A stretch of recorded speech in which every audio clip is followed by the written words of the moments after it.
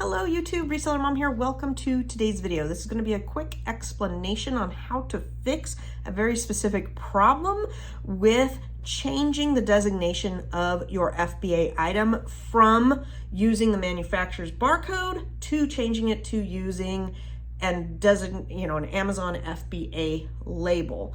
And the FBA label is an FSNKU sticker that you would put on the bottom of, well, on the barcode. You'd cover up the barcode and put this label on there, and it really just denotes it as your product. So when Amazon gets it and they scan it, instead of just seeing Meyer's cleaning solution, they will scan the label and it will say, oh, this is Lucy's Meyer's cleaning solution, and it designates it as yours. So when you are listing a product on Amazon, you're going to select whether you want Amazon to fulfill it or you want to merchant fulfill it.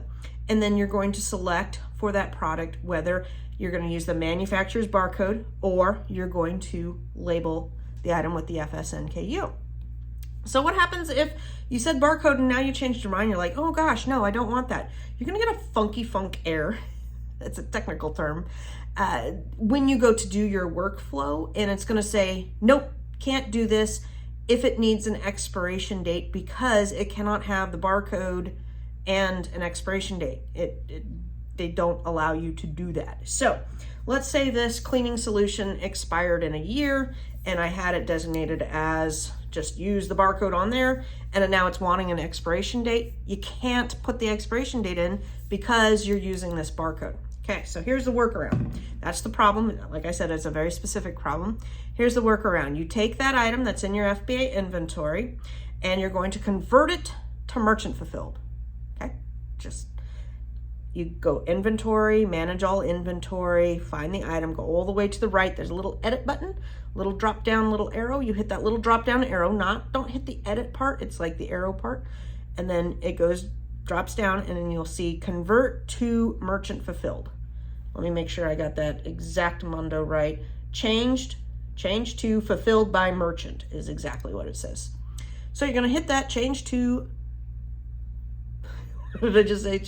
2-second memory. Change to fulfilled by merchant, and then it's going to wind up as a merchant fulfilled item. Okay, let it sink a little bit. Sometimes you have to let it think a little bit. The little hamster's got to go fast in the computer there. And once it's now in your merchant fulfilled inventory, and you can toggle between those. Up at the top you have filters, and so you have filters like all, active, inactive, complete, incomplete, listing, remove, search, suppress, and then you have fulfilled by Amazon, all Amazon merchant. So you can go and just select the merchant part and see it populate there. So now you've moved it from your FBA inventory to your merchant inventory. Now we're just going to move it back. This is one of those things that I wish they would just fix it so that we had a button instead of having to do workarounds with everything. Okay, so now once you have it in your merchant, you're going to do that same thing. Go over to the edit, drop down, and go change to fulfilled by Amazon. That's it. I think it says FBA. Change to FBA. So you're going to change to FBA, and then it's going to give you the option to select that barcode again, whether you want it to be just the barcode on the product or you want to switch it to the FSNKU. I believe when I did this earlier, though, because it was an expirable thing, it said that you can't do it with just the barcode. So I don't know how it got messed up in the first place.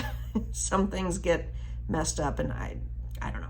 Anyhow, that is the solution, and bada boom, bada bing, it's fixed. You can now go into your workflow. You may have to refresh that workflow or start it over again, and you will have to, if you don't have prep requirements on there, you'll have to, decide prep requirements.